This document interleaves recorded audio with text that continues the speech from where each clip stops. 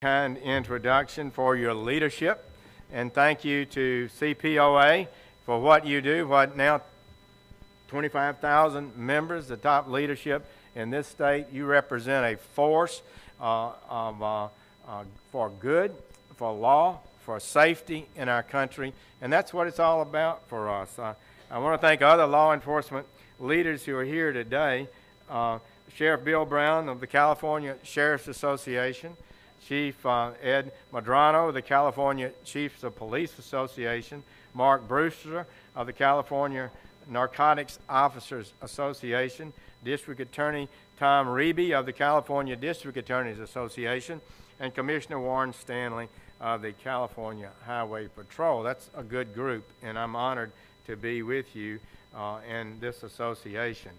McGregor Scott is a great leader in the Department of Justice. I learned about him before I took office, and we were talking about talent around the country and people who could do things to make America better. You have clearly, by reputation, and I think he'll prove once again to be one of the very finest United States attorneys in our country. Also, I would note that California is a big state, an important state, and it's important that we have safety and order here, and we need talented United States attorneys, and that will be our goal. And one more thing I would say to you, a directive I've given to every one of our Washington prosecutors and staff and to our United States attorneys around the country, that we are partners with you, that we're going to establish a kind of law enforcement partnership that will be effective in making our communities safer. I know firsthand the importance of the work that you do. I know its dangers, its challenges, its frustrations and satisfactions.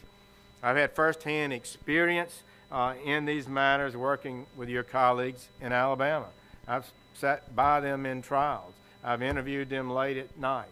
We've talked about the challenges and the realities of the world that you and your officers work in. And I have inexpressible pride in the federal women and men of law enforcement. They are talented and provide such great leadership and work throughout our country. I am fully aware that 85% of all our state and all our law officers are state and federal. And I'm well aware that the increased training, professionalism, leadership, and more effective law enforcement policies of our departments nationwide, your departments, over several decades, has been a critical factor in reversing the dramatic rise in crime that we saw in the 60s and 70s, and I started out as a young prosecutor in the late 70s. Then over a 22-year period, we saw homicide rates cut by half, we saw drug use fall basically by half, and violent crime fall dramatically throughout this country. It was an achievement few people ever expected could happen in those days when we were there, and it was increasing every year. Much of the transformative leadership for this change arose from your former governor, President Ronald Reagan, and aided by his fabulous counselor and later Attorney General of the United States, Ed Meese. Thank you for both of them. They've made America a better and safer place, no doubt. Ed Meese continues to be active in Washington. He is an intellectual force when it comes to crime, and I value his judgment and friendship highly. So, in recent years, I don't know, maybe we got complacent, took our eye off the ball, but recent trends in crime are worrisome. In 2014 and 15, violent crime stopped falling and jumped 7% nationwide. Homicides surged 20% in those 2 years, the largest increase since 1968. Drug availability rose, drug purity rose, drug prices fell. These are not good trends. And along with the new killer drug fentanyl, overdose deaths reached levels we have never seen before, 66,000 last year. The largest cause of death for Americans age 50 and below is overdose drug deaths. This is why on his first day in office, President Trump sent me 3 executive orders. He knows how to send orders, and we intend to follow. 1, back the men and women in blue. let's make sure that the people, law officers throughout this country, know we support you, we value what you do, and we're behind you. Reduce crime in America. That's a pretty simple directive. Reduce crime in America, not preside over ever-increasing increases, and to dismantle transnational criminal gangs and organizations. So we embrace those goals at the Department of Justice, and we hope that you do too, and we know you do. So let me be explicit. Our express goal is to reduce the violent crime rate, reduce it, to reduce the homicide rate, to reduce the amount of opioids being prescribed in this country. We still prescribe too many, I think we all agree. And to reduce overdose deaths. These are just some of the goals that we have. Oh, together let's get them. Let's solve and achieve these goals. It's not a job that we do so much as a service. It's a high calling, I think. And a lawful immigration system that serves the national interest helps us to achieve these goals and more benefits for America. And that's what I have to talk about today. We are a strong, prosperous, and orderly nation. California is a great state, so important to America. And such a nation, such a country as ours, must have a lawful system of immigration. I'm not aware of any advanced nation who disagrees with that concept. And let no one contend that we reject immigration and want to wall off America from all immigrants. President Trump and the American people know what's happening. We admit 1.1 million immigrants lawfully to permanent resident status in the United States with a clear path to citizenship, green card status every year. No nation comes close to that. It's the highest numbers in the world. Indeed, at this unprecedented rate, we will soon have the largest percentage of non-native born in our nation's history, and the percentage is continuing to rise every year thereafter. Thus, the good and decent people of this country are right to insist that this country and its officials should end the illegality, create a rational immigration flow, protect the nation from criminal aliens, and preserve the national interest. It cannot be that someone who illegally crosses the border and 2 days later arrives in Sacramento, Dubuque, Louisville, Central Islip, New York, is home free, never to be removed. How can that be?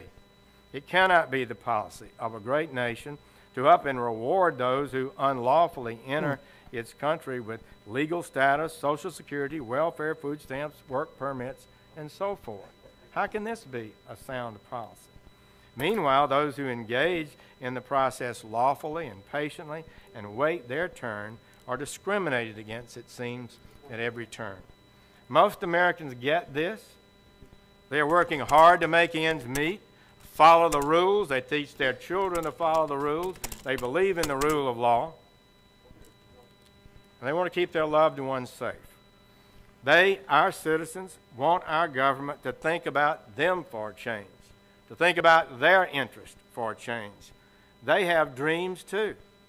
Frankly, the common sense concept, this concept was a big part of President Trump's election. And elections have consequences. I think the American people spoke about this subject. Immigration law is the province of the federal government. It's in the Constitution. This administration and this Justice Department are determined to make it work effectively for all our people.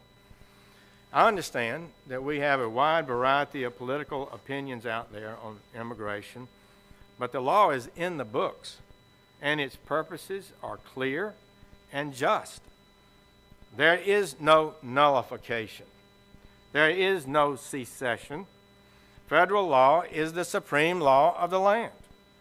I would invite any doubters to go to Gettysburg or to the tombstones of John C. Calhoun and Abraham Lincoln. This matter has been settled. A refusal to apprehend and deport those, especially the criminal element, effectively rejects all immigration law. It's a rejection of law, and it creates an open borders system. It's the only way it can be described. And open borders is a radical, irrational idea that cannot be accepted. The American people will not accept it. And the United States of America is not some idea. It's a secular nation state with a constitution, with laws, with borders, all of which are designed to protect our nation's interest, and we should be able to agree certainly on this. So to carry out the intent of our laws, we need law officers. That's what you and your departments do every day. We need our immigration and customs officers, our ICE officers, our Border Patrol officers. They are your brothers and sisters. President Trump, the Congress, and the American people want to accomplish these goals our laws have set out for them. That's why we pay them. That's why they get a salary. But California, we have a problem.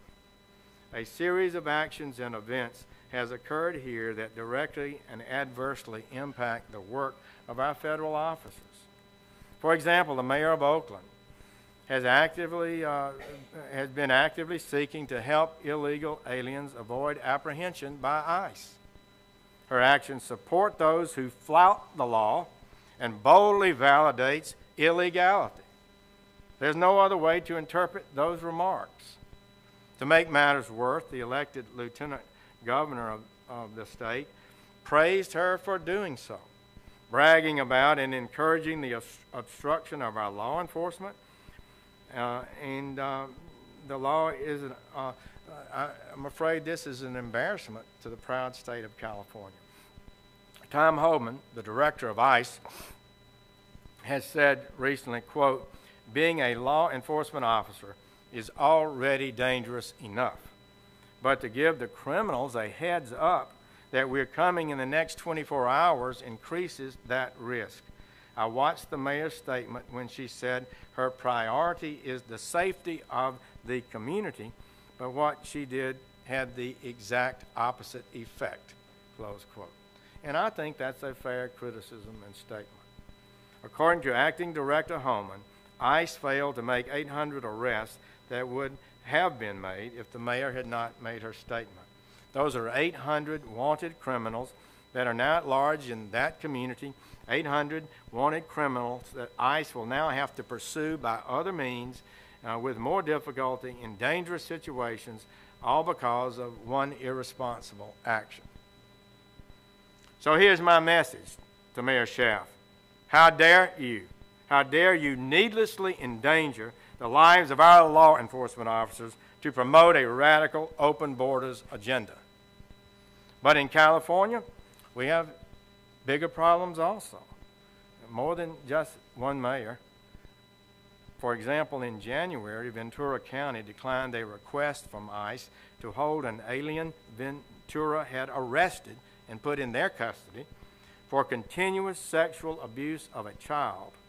Instead of being removed from the country, he was released back into the community, and now federal law enforcement officers will try to find him and arrest him wherever he may be. In recent years, the California legislature has enacted a number of laws designed to intentionally obstruct the work of our sworn immigration officers, to intentionally use every power the legislature has to undermine the duly established immigration law of America. California law now won't let employers voluntarily allow ICE agents on their property. Won't even let them come on their property when the company voluntarily allows them to. And California requires employers to give notice to the employees before ICE comes to inspect their workplace. When this law was before the General Assembly, a Judicial Committee report explicitly stated that its goal was to frustrate, quote, an expected increase in federal immigration enforcement actions, which of course it was. It was designed to frustrate the work that we're required to do under the laws of this country. ICE agents are federal law enforcement officers carrying out federal law. California cannot forbid them or obstruct them in doing their jobs. just imagine if a state passed a law forbidding employers for cooperating with OSHA in ensuring workplace safety, or the Environmental Protection Agency for looking after polluters. Would you pass a law to do that? And just think about the situation it puts California employers in. They want to help law enforcement. They want to do their civic duty. We ought to be encouraging them and thankful to them. But your state attorney general has repeatedly promised to prosecute these business owners. Let me quote what he said more than once. Ignorance of the law is no excuse if you violate it. Quote, you are subjecting yourselves to up to $10,000 in fines for violations. So this is a great state. I don't want to be in this position of having to challenge these laws. It wasn't something I chose to do, but I can't sit by idly while the lawful authority of federal officers are being blocked by legislative acts and politicians. California has also claimed authority to inspect facilities where ICE holds people in custody. Already this year, California has specifically and in a discriminatory manner targeted 6 facilities and demanded documents and other materials from the Department of Homeland Security.